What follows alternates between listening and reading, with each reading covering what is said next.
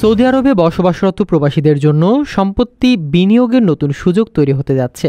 সম্প্রতি দেশটির সরকার একটি নতুন আইন পাশ করেছে, যার আওতায় 2026 সালের জানুয়ারি থেকে নির্দিষ্ট কিছু অঞ্চলে বিদেশি ব্যক্তি ও কোম্পানিগুলো আবাসিক বা বাণিজ্যিক সম্পত্তি কিনতে পারবে।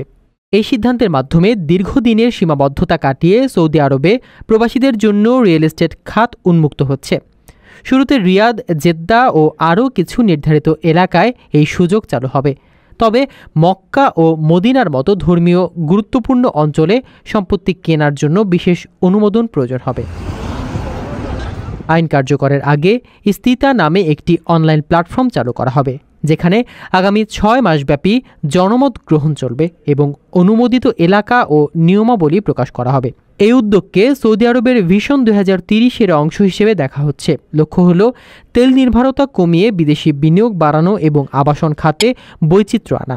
বিশেষজ্ঞদের মতে এটি রিয়াদ, জেদ্দা ও নিয়মের মতো আধুনিক শহরগুলোর বিকাশে সহায়ক হবে।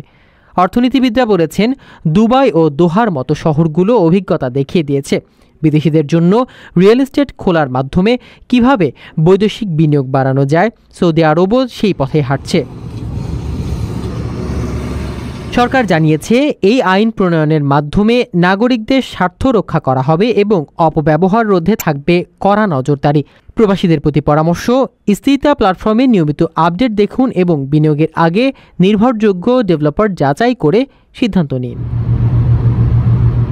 প্রিয় প্রবাসী, আপনার নিরাপদ ভবিষ্যতের জন্য অর্ধেক দামে আজই ফ্ল্যাট বুকিং করুন। ঢাকায় প্রবাসী সিটি দিচ্ছে সীমিত সময়ের স্পেশাল অফার। জমি ও ফ্ল্যাট একসাথে। যোগাযোগ করুন স্ক্রিনে দেওয়া নম্বরে।